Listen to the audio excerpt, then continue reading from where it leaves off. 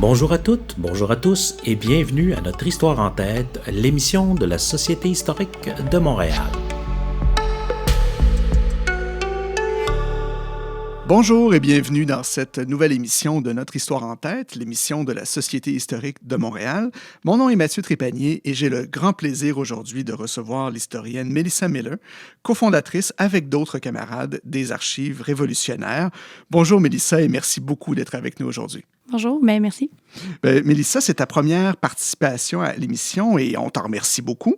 Et je suis très content que tu aies accepté notre invitation parce que ça va nous donner l'opportunité aujourd'hui de faire un petit pas de côté par rapport aux sujets qu'on a l'habitude de traiter habituellement à l'émission, qui sont plutôt des sujets de nature strictement historique. Et donc, pour celles et ceux qui ne te connaîtraient pas encore, est-ce que tu pourrais te présenter succinctement, s'il te plaît? Oui, je suis présentement à la maîtrise en histoire à l'Université de Montréal.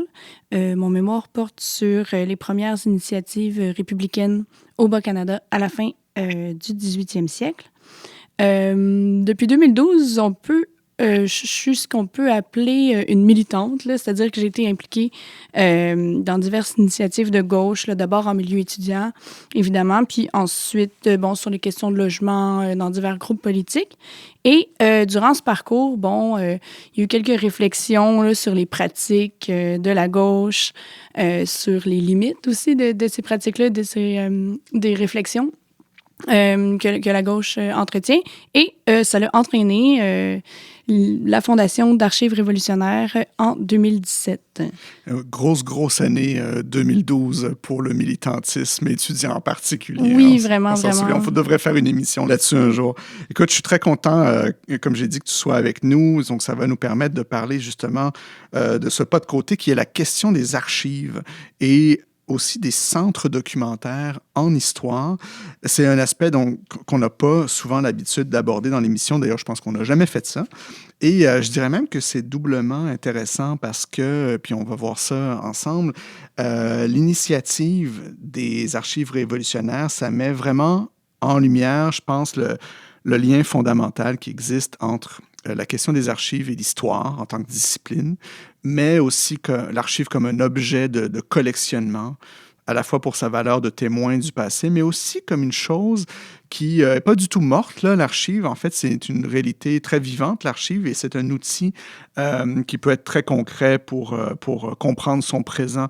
Et donc, avant qu'on attaque le sujet plus en profondeur, Mélissa, j'aimerais savoir, justement, en quelques mots, comment est-ce que toi, tu présenterais les archives révolutionnaires aux gens qui nous écoutent? Mettons quelqu'un qui n'aurait jamais entendu parler de ça. Oui, le centre d'archives, dans le fond, le centre Archives révolutionnaires, c'est un centre d'archives et un groupe de recherche indépendant qui est consacré à l'histoire des mouvements sociaux au Québec. Dans le fond, globalement, là, on a 3 objectifs.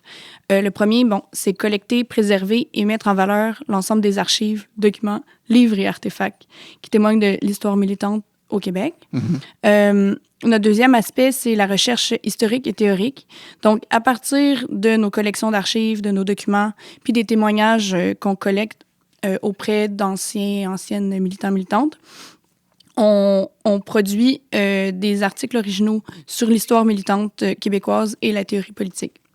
Puis, dans un troisième temps, dans le fond, on cherche à informer directement les groupes militants contemporains et à diffuser notre réflexion auprès du grand public. Donc, cet aspect-là du projet, ça prend la forme vraiment d'un travail d'éducation populaire, comme des ateliers de discussion, des conférences, des expositions, des ateliers un peu qu'on offre aussi aux jeunes dans les cégeps, etc. Finalement, en fait, on vient d'ouvrir un local à Montréal, au bâtiment 7. C'est un bâtiment communautaire autogéré dans le quartier de Pointe-Saint-Charles. Et donc, maintenant, on est ouvert au public la collection est accessible. Ah, formidable. Encore en classement, là. Oui, ça, c'est jamais terminé, le classement des archives. Et justement, la question des centres d'archives et des centres documentaires est très intéressante parce que c'est souvent, bien sûr, la porte d'entrée des historiens. C'est la chasse gardée des archivistes. Dans le cas des archives révolutionnaires, il y a en plus une dimension donc idéologique forte qui est associée. Je me demandais, Mélissa, en préparant l'émission, et ça, c'est une déformation d'historien, je m'en excuse, mais si on avait une idée idée de l'existence de ce genre de centre documentaire spécialisé, donc politiquement orienté à Montréal ou au Québec? Est-ce que ça existe déjà? Est-ce qu'il y en a d'autres? Est-ce qu'il y en a eu d'autres?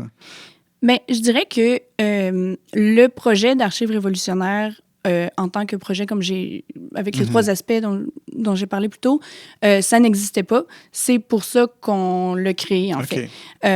Par contre, même si notre projet, je crois qu'il est quand même inédit, il reste que au niveau de la collection, disons, des centres documentaires, des centres d'archives, ça existe. Donc, par exemple, c'est sûr que l'histoire militante, bon, elle est laissée de côté par les grandes institutions archivistiques là, pour plusieurs raisons. Soit les groupes qui portent ces idées-là se placent en opposition aux institutions existantes. Il y en a beaucoup qui sont moins formels, donc ça amène des défis là, archivistiques dont on va peut-être parler tantôt. Sinon, évidemment, bon, les syndicats, ils ont leur propre centre d'archives, comme par exemple les archives de la CSN. Ils s'auto-archivent, puis ça crée comme un lieu aussi où on a accès à l'histoire ouvrière, à l'histoire syndicale. Il y a certaines communautés immigrantes aussi ou des diasporas qui prennent en charge l'histoire populaire ou l'histoire des luttes de leur communauté. Par exemple, je pense au CIDICA, qui est le centre de documentation consacré à l'histoire d'Haïti, des diasporas caribéennes et des communautés afro-canadiennes à Montréal. Puis sinon, bon, d'un point de vue plus politique, plus idéologique, mais il existe la bibliothèque d'IRA, qui est à la fois une bibliothèque et un centre d'archives consacré à la tradition anarchiste au Québec. Par contre, comme je dis, nous, ce qui nous différencie, je crois, par exemple, du DIRA, qui est une de nos inspirations d'ailleurs, c'est qu'on cherche à prendre en charge, disons, la mémoire de toutes les traditions révolutionnaires et plus largement de gauche au Québec. Donc, ça inclut les anarchistes, bien sûr, mais ça peut aussi être tout ce qui est les traditions féministes, les traditions communistes, socialistes, donc les luttes autochtones, etc. Puis c'est ça. Donc, si je pense à d'autres centres d'archives là, qui existent un peu politiquement orientés, si je peux dire, ou orientés vers les luttes, il y aurait aussi, par exemple, Archives lesbiennes du Québec, Archives gays. Mais tout ça est, je trouve, très concentré sur des luttes en particulier. Des groupes particuliers. Oui, des groupes particuliers. Tandis que nous, je pense qu'on essayait un peu de ratisser plus large. Donc, vous avez une approche, comment on pourrait dire ça, un peu encyclopédiste à gauche. Oui, c'est ça, universel à gauche, ouais. Oui, puis pourquoi on a choisi ça aussi, c'est qu'on s'est dit, il n'y a rien qui fonctionne en vase clos. Nous, on est des militants. Tous les membres du collectif, on fait ça bénévolement, là. Donc, puis on est des militants nous-mêmes et on se rend bien compte que dans la vie, rien fonctionne en vase clos. Je veux dire, les différentes traditions se parlent, ils se répondent les unes entre les autres, les groupes interagissent, trouvent des points communs, luttent ensemble. Donc, on trouvait que c'était peut-être artificiel un peu pour nous de nous choisir un groupe. OK.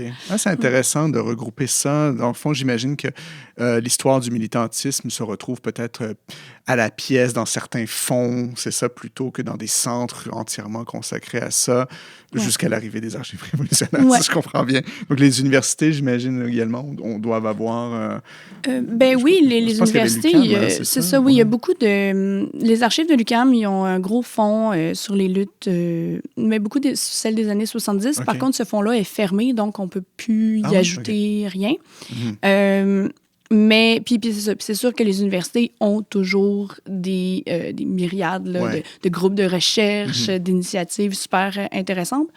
Là encore, nous, ce qu'on trouvait, c'est que ça restait beaucoup à l'interne des universités. Donc, ça se transmet par les colloques, par les publications scientifiques, mais les militants-militantes des groupes populaires ne vont pas aller à un colloque universitaire. Donc, c'est un genre de goulot d'étranglement que vous faites sauter, là, si je comprends bien. C'était notre objectif, à voir si on réussit bien, mais je pense que, en tout cas... Mais c'est intéressant, l'alignement politique. Est-ce que, là, je pose une question vraiment personnelle, mais est-ce qu'on pourrait dire que, parce que la production intellectuelle, disons, du grand centre de ce qui va politiquement, là, mettons, sur le spectre, là, qui va du centrisme libéral jusqu'à la social-démocratie, on pourrait dire qu'au fond, ça parce que ça a eu une existence parlementaire ou de parti. Dans le fond, ça c'est archivé. Donc, puis le reste, pas exactement. Nous, c'est ce qu'on trouvait. Là. C'est sûr que c'est toujours plus facile pour les institutions puis les initiatives qui s'inscrivent au sein des institutions de s'archiver, d'être prises en compte, là, si je peux dire, parce que, bon, ils ont des pratiques de toujours faire le PV, ils ont des bureaux, ils ont des salariés, peu importe. La même chose un peu, pour les syndicats, ils ont beaucoup de ressources, donc à travers les années, je dis pas que c'était comme ça en 1900, là, mais maintenant, je veux dire, ils sont capables d'avoir des centres d'archives, ils ont des archivistes même, qui prennent soin de leurs propres archives, donc il y a aussi certains groupes militants, je crois, qui sont capables de s'auto-archiver. Ouais. Je pense au Parti communiste du Canada, par exemple, qui est un parti politique, encore là, qui est devenu électoral, même s'il était illégal pendant une bonne partie du début du 20e siècle. Mais lui aussi, par exemple, s'auto-archive. Donc, si on veut chercher là, sur l'histoire du communisme au Canada, on peut aller à Toronto, puis ils ont leurs propres archives.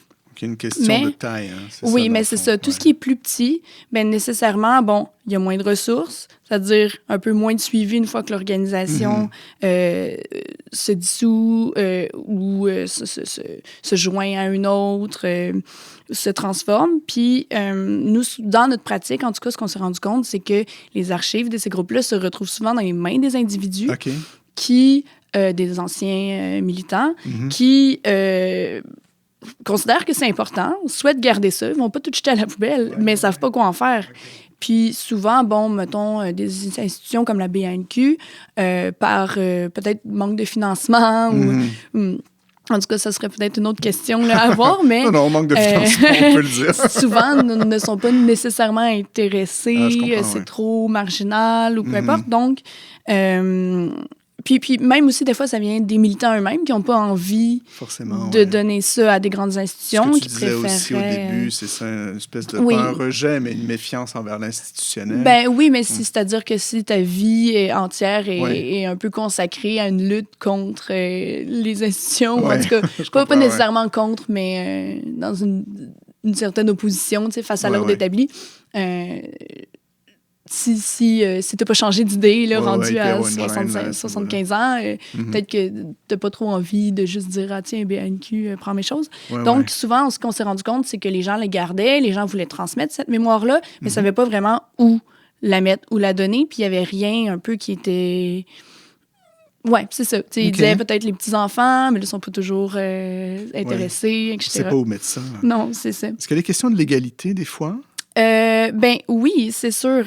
Par exemple, nous, on a des documents relatifs au Front de libération du Québec. Ce groupe-là, fonctionnait dans l'illégalité tout au long de son existence, posait des gestes illégaux. Bon, les années 60, ça date un peu. Là, les militants, maintenant, ils ont 90 ans ou sont même décédés. Donc, c'est un peu passé à l'histoire et désactivé. Mais c'est sûr que si on parle de luttes qui ont eu lieu dans les années 80, 90, je pense aux luttes écologistes, par exemple, il y a eu des actes illégaux, des groupes d'action directe, de sabotage écologiste, par exemple. Ça aussi, ça peut être un enjeu où, peut-être que les gens sont pas à l'aise de donner leur PV de réunion, où il est question de ça. Donc, peut-être, nous étant un peu un entre-deux... à la fois comme une institution, mais une institution militante, si je peux dire. Je pense qu'il y a plus de ce lien de confiance-là qui existe. Là. C'est intéressant. Et donc, malgré tout, on peut dire qu'on est globalement plutôt dans le domaine de l'inarchivé, comme on dit en archivistique. C'est une situation à laquelle, finalement, les archives révolutionnaires tentent de pallier. En fait, on s'était pas rendu compte que c'était de l'inarchivé avant de commencer à faire cette enquête-là puis ce travail-là.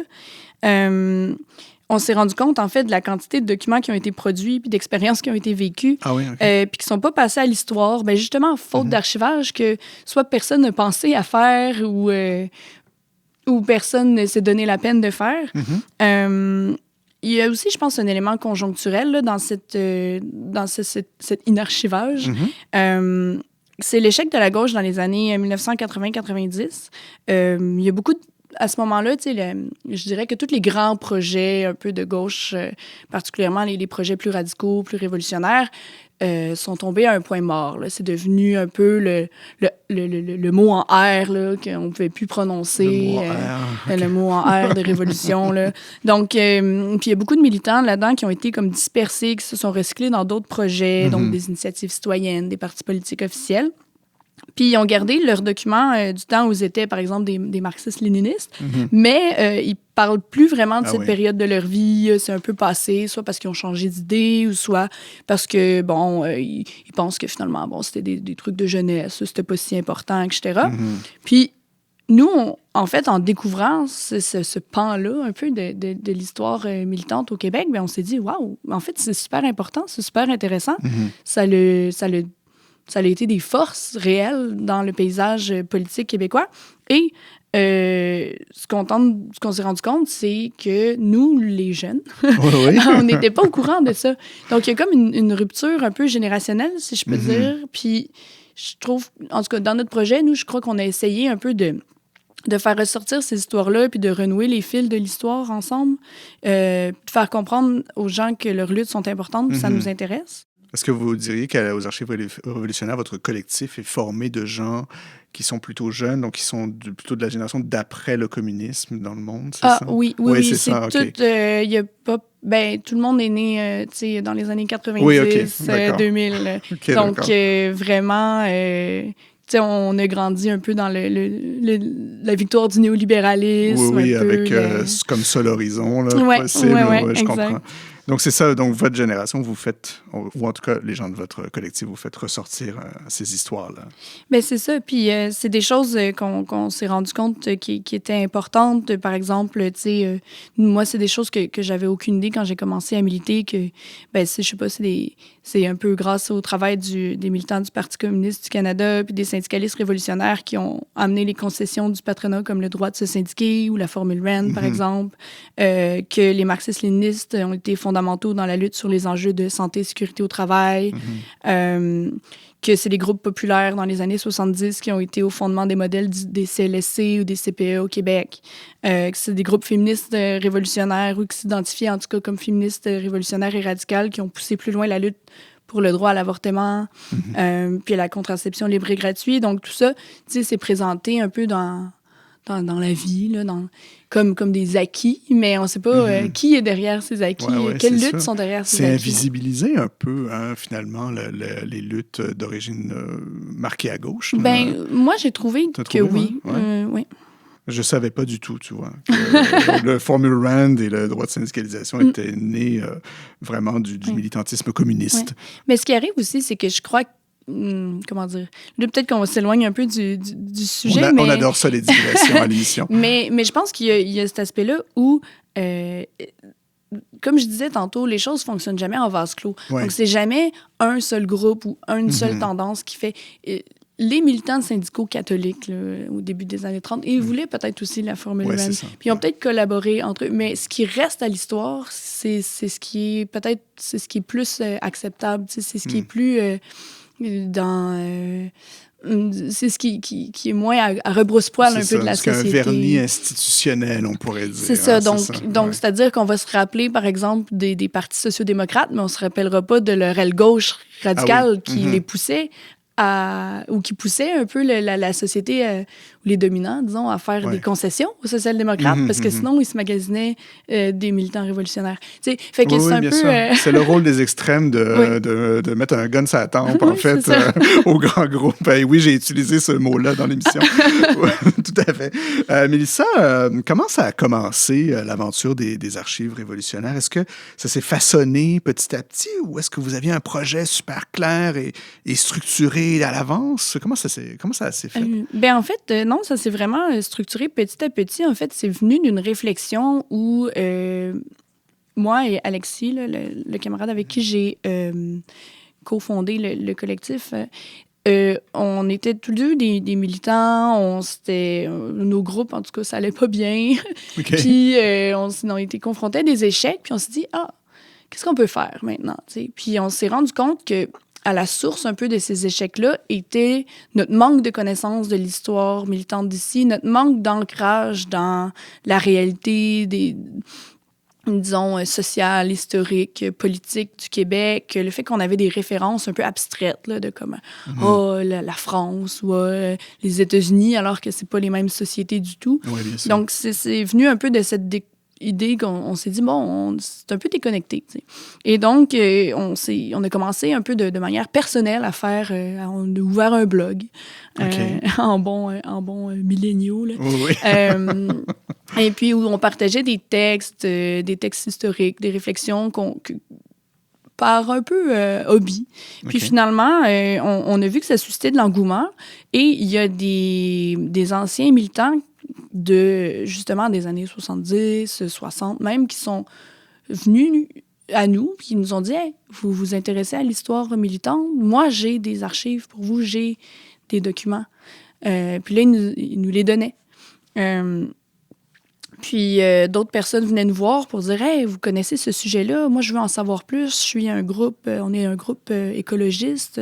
C'est quoi l'histoire de l'écologisme au Québec? Qu'est-ce qui s'est passé? T'sais? Puis là, bon, on s'est dit, bon, OK, mon Dieu, OK, on a comme tapé dans quelque chose. Et puis, là, on s'est dit, bon, OK, on se professionnalise. On a fait des réflexions un peu épistémologiques sur l'histoire, sur comment on fait nos articles historiques, comment on utilise un peu là, nos archives.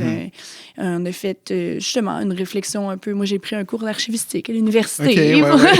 Des choses comme ça, là, pour se professionnaliser puis rendre le projet plus concret. Puis là, ensuite, durant la pandémie, là, ça a été vraiment un point tournant. Puis là, je pense que c'est à ce moment-là qu'on est devenu vraiment les archives révolutionnaires. Oui, c'est là que ça comme s'est un projet vers 2000, concret. quoi, 19, 20? Oui, 2019-2020. Ouais. Est-ce que vous avez une forme de reconnaissance institutionnelle aujourd'hui? Oui, moi, ça m'a surpris. Ah ouais? Comme je dis, à la base, c'était vraiment un projet militant adressé un peu à la communauté militante québécoise, si je peux dire ça comme ça. Mais justement, avec notre travail archivistique, avec le fait qu'on s'est rendu compte finalement qu'on travaillait sur des sujets où l'historiographie était à peu près inexistante. Il y avait 2-3 livres un peu journalistiques, des choses comme ça, datés, mais pas... souvent, si je me souviens de mes cours d'histoire. Oui, soit datés, soit très, très, très superficiels. Je crois que ça a suscité comme la curiosité des institutions, notamment du milieu universitaire.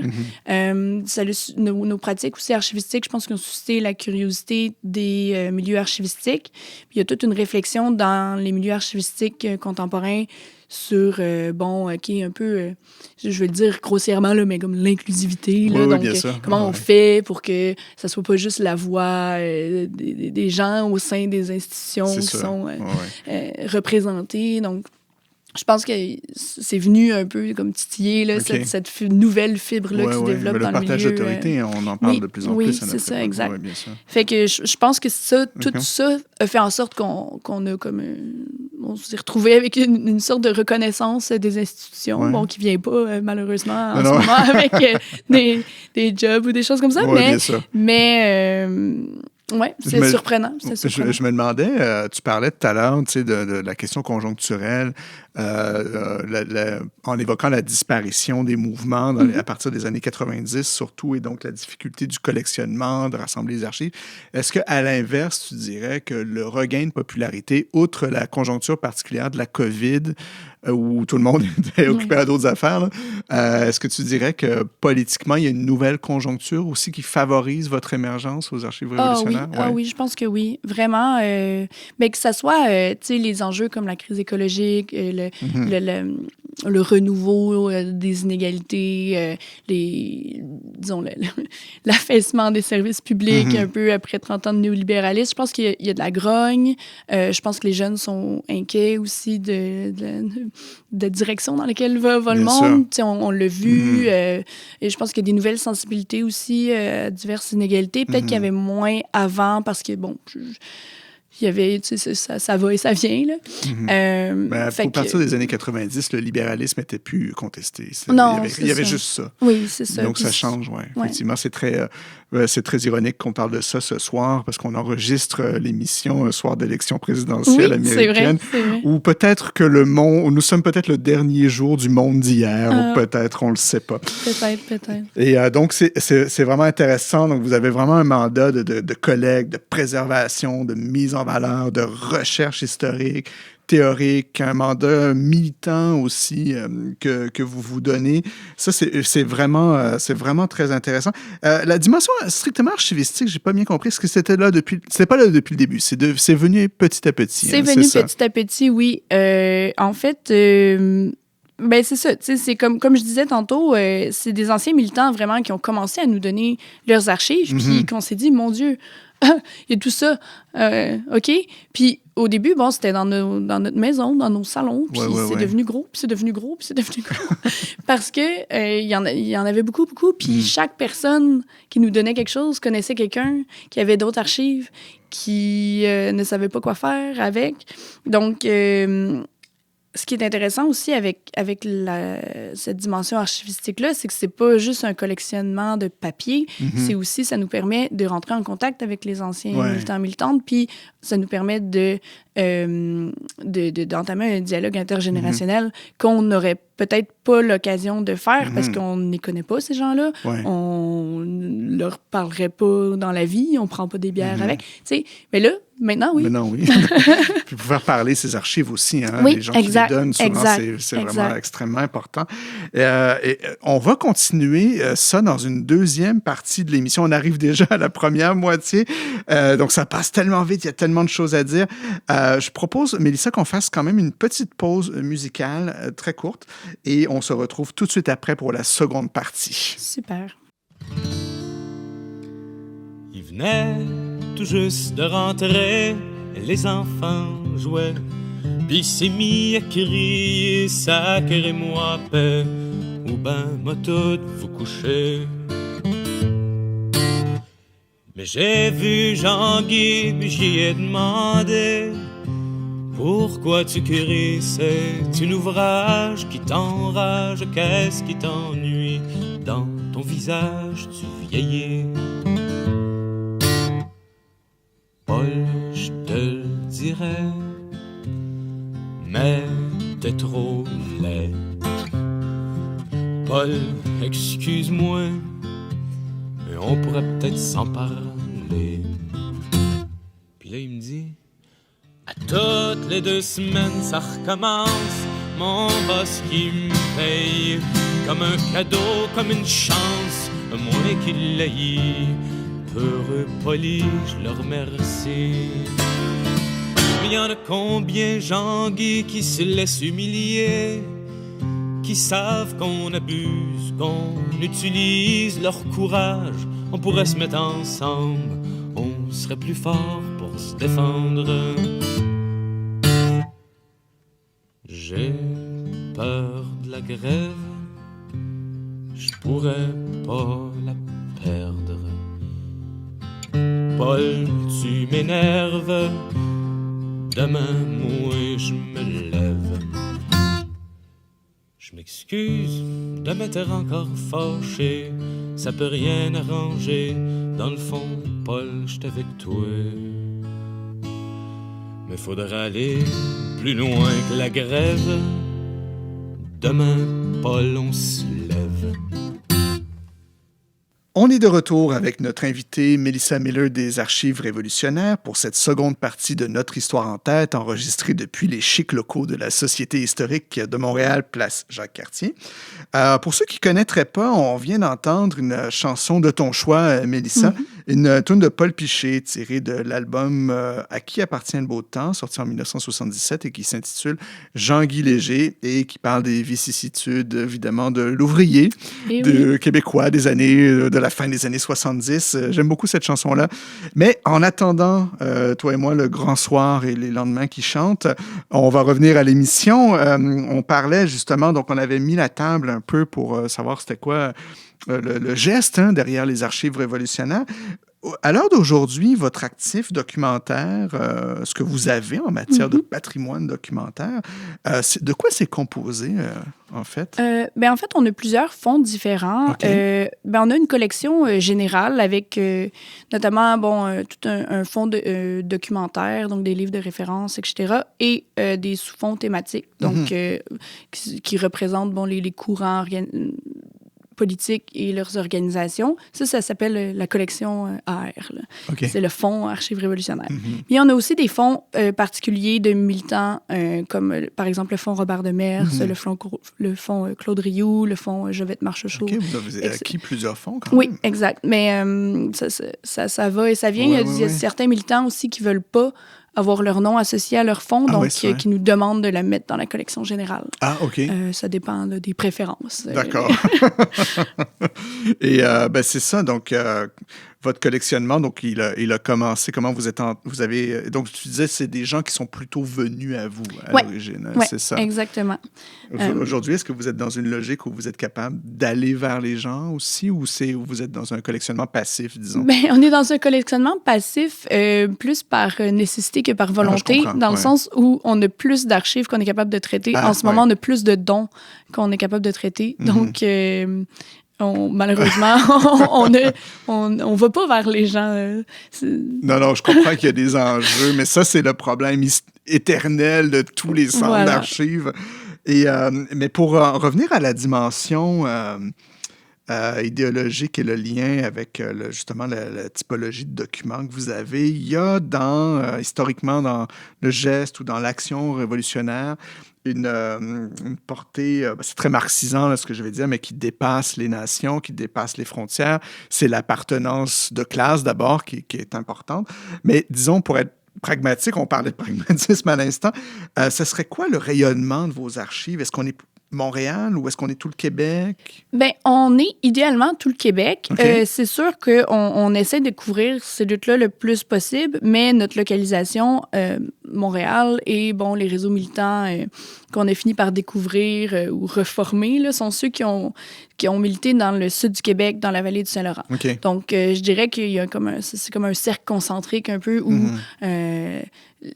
le plus de documentation qu'on a est lié à Montréal. Puis ensuite, il y en a un peu moins, jusqu'à l'entièreté du Canada.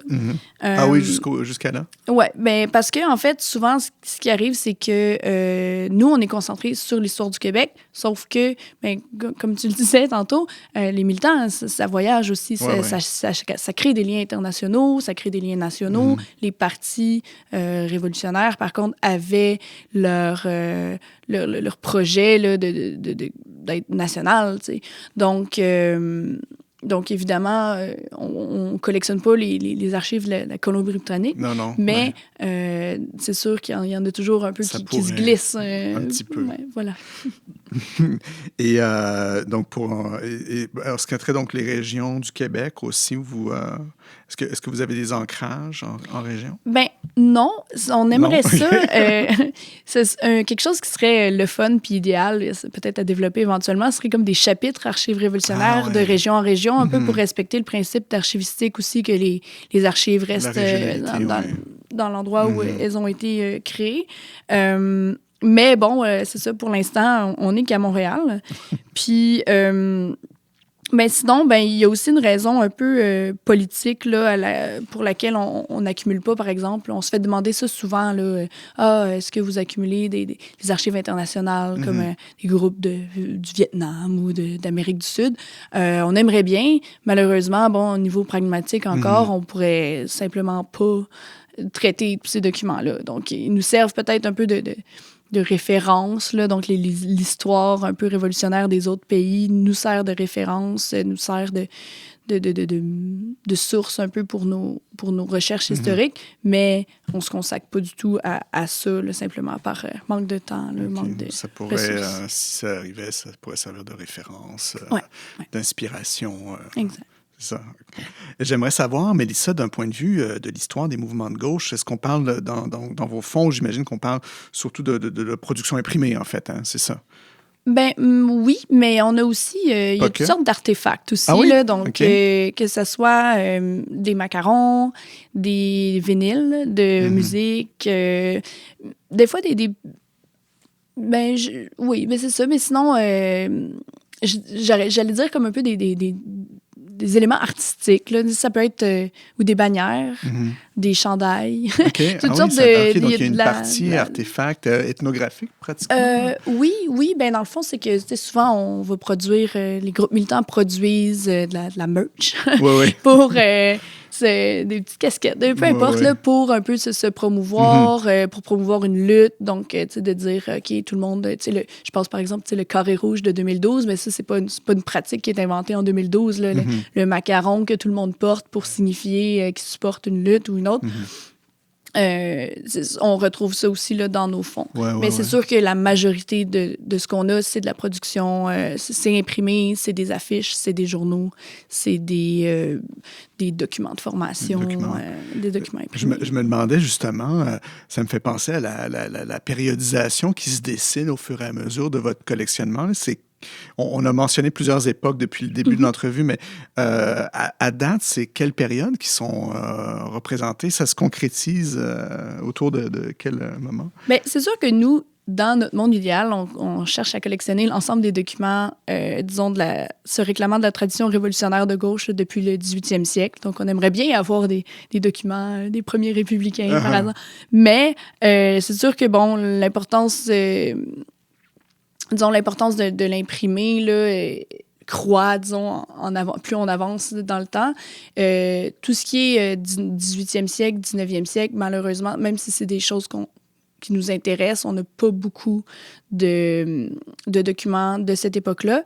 On a, je dirais, une bonne quantité de documents, disons, de la première moitié du 20e siècle.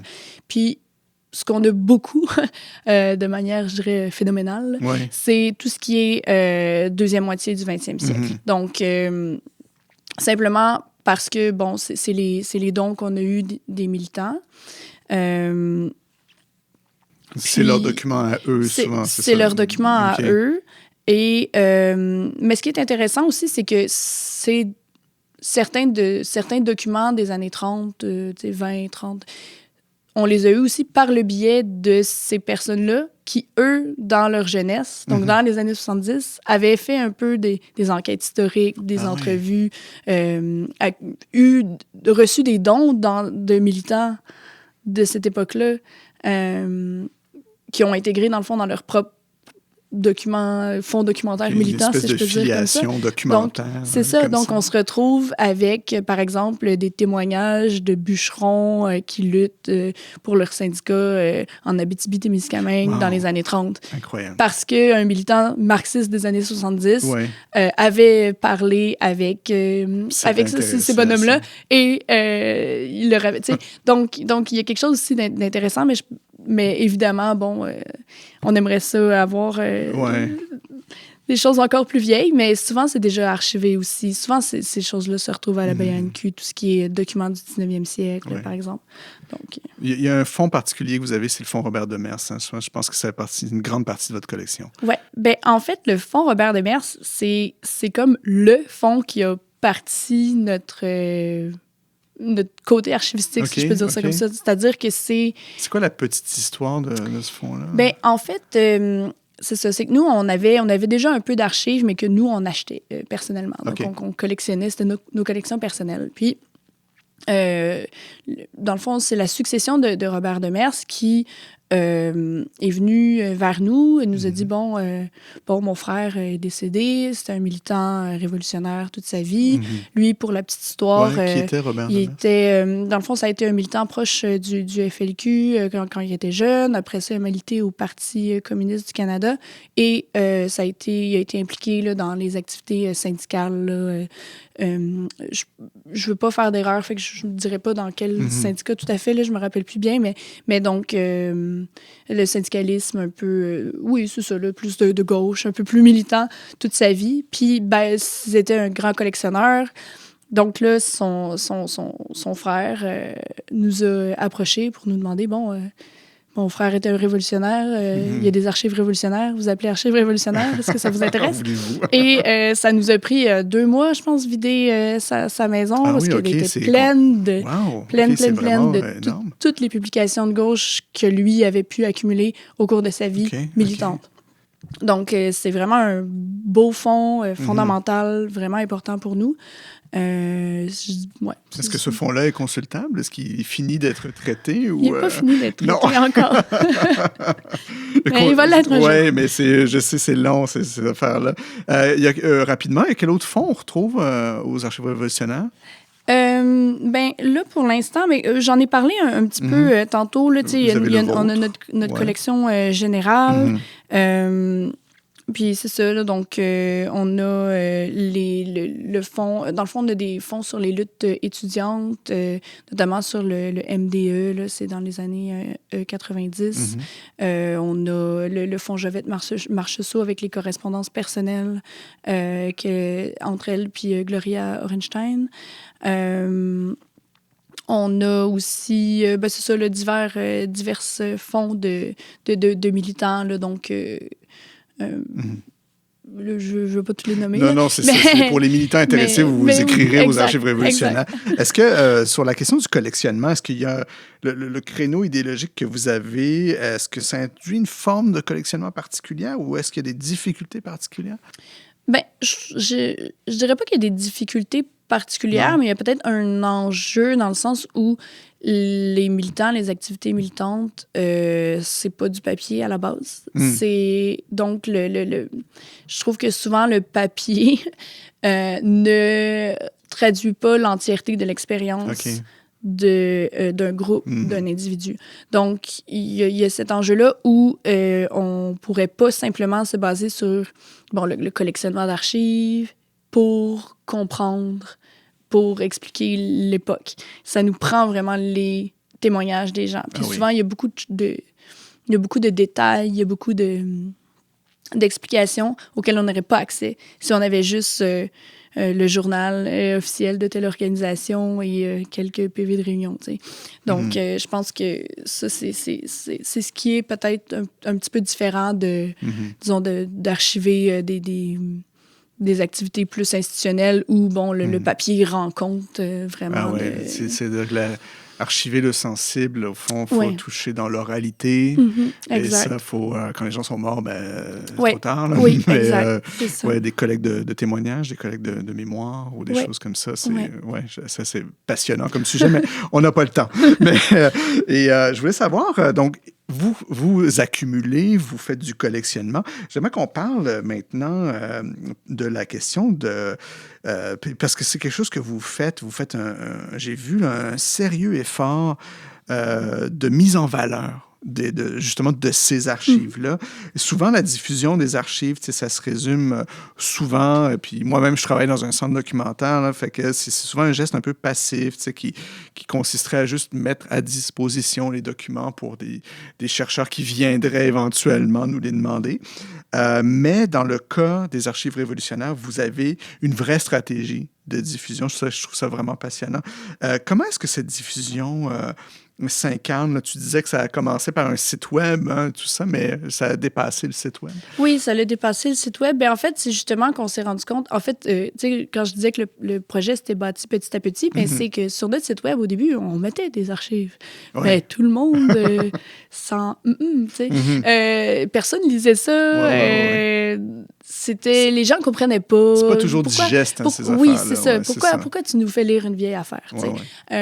Donc, on s'est rendu compte qu'il y avait un besoin, de dire, de sortir l'archive, de dire, je vais vous dire pourquoi c'est intéressant. Regarde regarde ça, regarde comment c'est beau, regarde comment il y a ça, regarde comment c'est d'actualité les questions qu'ils posent. Puis c'était il y a 50 ans. T'sais. Donc, à travers les réseaux sociaux, notamment, on s'est mis beaucoup à faire ça. Donc, à mettre en valeur d'abord l'aspect esthétique des archives, parce que souvent, un vieux journal des années 60, c'est très beau. C'est une valeur d'exposition. C'est très, très beau. C'est vrai. Une affiche, un vinyle. Justement, il y a des choses c'est des objets qui sont très beaux, très intéressants. Fait qu'on mettait en valeur cette dimension esthétique. Puis ensuite, on essayait de faire ressortir les dimensions, justement, politiques et idéologiques de ces archives-là. Donc, qu'est-ce qu'ils disent? Qu'est-ce que les gens voulaient? Comment ils disaient? Qu'est-ce que ça veut dire, ce mot-là? Donc, c'est de l'animation qu'on essayait de faire, encore une fois, souvent là, par l'usage du média social, par nos articles historiques sur le site web. Puis finalement, là, on est rendu comme un peu à une autre étape où on organise des ateliers, des conférences, donc où on amène, par exemple, des archives et où les gens peuvent les voir, un peu les toucher, là, être en contact un peu avec... Vous faites ça auprès de qui, ces ateliers-conférences? C'est auprès de soit des groupes militants qui en font la demande. Ça peut être... Là, on a commencé aussi à faire ça auprès de groupes d'étudiants au cégep, par exemple. Okay. Donc, ça amène d'autres enjeux parce que souvent, les gens, c'est différent de parler à un groupe militant qui est déjà politiquement éduqué sur une question, qui veut des précisions, et un groupe de jeunes de 17 ans qui entend pour la première fois parler de sujets historico-politiques, si je peux dire. Donc, c'est sûr qu'on essaie de s'adapter à nos publics aussi, mais je pense que c'est... En tout cas, à date, on a eu des bons commentaires, les gens étaient contents, puis on a des demandes. Fait que je pense que les gens trouvent ça intéressant. Les archives, c'est souvent une base d'exposition. Hein? Oui. Est-ce que c'est quelque chose qui est dans votre stratégie aussi? Oui. Ben, en fait, on a fait une exposition en 2023, en mars 2023. Ça s'appelait « C'est notre lutte ». Ça portait sur les groupes, les initiatives des groupes populaires et ouvriers entre 1970 et 1975. On l'a présenté au bâtiment 7. Okay. C'était une exposition temporaire. Moi, je m'étais magasiné un petit financement de jeunes volontaires là, pour faire ça. Là. C'était très, très broche à foin, là, la manière dont ça a été construit. Mais l'exposition en tant que telle, je pense que ça a été une super belle expérience. Ça a été très populaire, très couru. Il y a vraiment beaucoup de monde qui sont venus, du monde du quartier. Je parlais beaucoup des luttes du quartier aussi dans cette donc du quartier Pointe-Saint-Charles. Il y a une grande tradition rappel, communautaire dans Pointe-Saint-Charles. Il y a une grande tradition communautaire, exactement. Et les gens étaient super contents d'avoir accès à la fois comme aux archives exposées. Moi, j'avais fait une petite brochure aussi qui expliquait un peu, donc il y a un texte, un article un peu historique, si je peux dire, qui accompagne cette expo-là. Puis il y avait des cartons explicatifs aussi. Donc, ça a été, je pense que c'est une belle expérience. Je pense que c'est dur de faire des expositions. En tout cas, moi, j'ai trouvé ça difficile. Surtout quand vous êtes bénévole et sur une base participative. Exact. Puis qu'on ne peut pas faire laminer là, les choses. Là, donc, il faut trouver un peu des manières d'exposer correctement des archives sans que ça soit trop cher, sans que ça soit trop compliqué. Donc, je pense que c'est un gros défi, mais évidemment, là, moi, je referais ça le plus tôt possible. C'est quoi vos projets? La prochaine étape de diffusion, ça serait quoi? Bien, je dirais que pour l'instant, ce qu'on voudrait faire là, le plus, c'est de mettre en valeur notre local. C'est-à-dire que là, notre local vient d'être ouvert. On est encore en train de le meubler. Vous êtes installé au bâtiment 7, c'est ça? Exact. Donc, on est encore en train de le meubler, en train de rentrer les boîtes d'archives, etc. Et quand tout ça va être fait, bien, nous, ce qu'on veut faire, là, c'est vraiment tenir nos ateliers là, parce qu'avant, nous, on était un peu itinérants. On veut faire des projections de films, donc mettre en valeur des films militants. Ça aussi, par exemple, ça en est un des aspects un peu archivistiques qu'on pense pas nécessairement. On voudrait organiser peut-être des soirées, des débats, Donc, vraiment, mettre en valeur notre local, que les gens ils viennent et se l'approprient. Ça serait comme notre prochaine étape. Puis sinon, le reste, ce serait vraiment continuer un peu ce qu'on fait déjà, qui est déjà beaucoup, je trouve, qui est comme... on s'en est mis beaucoup sur les épaules, fait qu'il faut juste continuer à le faire, parce que si on arrête... Il n'y a personne qui va le faire à notre place. Non, ce qui est intéressant dans votre démarche, c'est que c'est lié intimement à vos convictions profondes. C'est vraiment un acte militant que vous posez à travers ça. Oui, bien c'est ça, comme je disais tantôt, par rapport à ce aux raisons pour lesquelles on a fait Archives révolutionnaires, bien ça partait d'une volonté un peu de rétablir un peu ce dialogue intergénérationnel, puis de rebâtir les ponts entre l'histoire et le nous militant d'aujourd'hui, si je peux dire. Puis, d'une autre manière, ce qu'on veut faire, c'est être une courroie de transmission un peu entre l'aspect plus pratique, donc les groupes militants, les gens qui posent des actions politiques, et l'aspect plus intellectuel, théorique, qui, en ce moment, est beaucoup dans les universités, mais qui est souvent peu en dialogue avec les mouvements puis la société civile, mettons. Puis la société civile. Donc, nous, on voulait se placer un peu dans cet entre-deux-là. Pour nous, oui, c'est un acte militant là, de faire ça. C'est un travail un peu ingrat aussi, mais je crois que c'était nécessaire. Puis en tout cas, nous, on aime ça. Oui, c'est beau. Moi, je trouve ça intéressant de voir que dans le fond, si j'ai bien compris, vous développez des munitions intellectuelles pour les luttes à venir. En allant puiser dans le passé, comme quoi l'histoire et l'archivistique, ce n'est toujours qu'une histoire du présent. Voilà. C'est vraiment passionnant. Tu disais tout à l'heure, vous êtes plutôt dans une indépendance d'action. Là. Vous n'êtes pas dans le monde universitaire, vous parlez à la société civile, aux groupes militants. Oui, on est dans cet entre-deux-là où on est à la fois des intellectuels, des militants, et qu'on essaye de naviguer un peu dans ces eaux-là, tout en... On n'a pas d'attache institutionnelle. Ça amène ses défis, là, notamment des défis un peu financiers. Oui, le manque les ressources, ça doit être compliqué. Exact. Ça, c'est toujours un peu... faut user d'imagination. Mais je pense que ça nous offre aussi une liberté que peut-être qu'on n'aurait pas autrement. Donc, en tout cas, c'est un choix qu'on fait pour l'instant. Puis je pense que ça nous sert bien. Et c'est quoi donc la suite pour les archives révolutionnaires? C'est continuer dans votre mission? Oui, absolument. Puis dans le fond, nous, ce qu'on souhaite faire vraiment, c'est c'est con à dire, là, mais c'est populariser le projet, qu'il y a de plus en plus de gens qui s'intéressent un peu à l'histoire de la gauche, à l'histoire révolutionnaire, puis renforcer les mouvements actuels. C'est vraiment nos objectifs. Eh bien, on souhaite que vous réussissiez vos objectifs. Malheureusement, Mélissa, l'émission tire à sa fin. Je te remercie beaucoup d'avoir été à l'émission aujourd'hui. Rapidement, pour les gens qui nous écoutent, qui seraient intéressés à participer aux archives révolutionnaires d'une manière ou d'une autre, là, ou de simplement venir y consulter, faire de la recherche dans les fonds, comment est-ce qu'on peut vous contacter vite fait? Via notre site web, www.archiverevolutionnaire.com, archives révolutionnaires au pluriel. Donc, on a un « Contactez-nous ». Donc, si vous voulez nous contacter, contactez-nous par là. Puis, sinon, on est sur les réseaux sociaux, donc Instagram et Facebook avec notre nom Archives révolutionnaires. On va mettre tout ça, les liens sur nos réseaux sociaux pour celles et ceux que ça intéresse. Merci infiniment, Mélissa Miller, d'avoir été des nôtres aujourd'hui pour parler de votre fantastique initiative. Merci de m'avoir invitée. J'étais vraiment contente de venir parler de notre projet ici. C'est maintenant la fin de l'émission. Un grand merci, comme toujours, à l'excellent Antonin Wyss, à la prise de son et au montage. Vous pourrez retrouver notre histoire en tête la semaine prochaine à l'entête de Radio-VM et sur la chaîne YouTube de la Société historique de Montréal. En attendant, lisez des livres, allez dans les musées, portez-vous bien. À bientôt.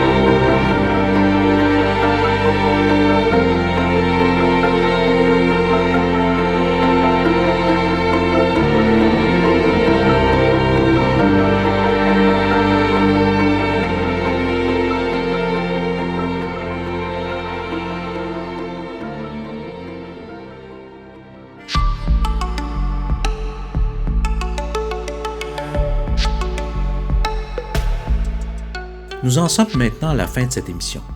Vous pourrez la retrouver sur le site de la Société historique de Montréal à l'onglet Émissions de radio ou sur notre chaîne YouTube. Nous vous invitons, si ce n'est déjà fait, à devenir membre de la Société historique de Montréal, ce qui nous permet de produire ces émissions. Alors, merci de nous avoir écoutés et à la semaine prochaine.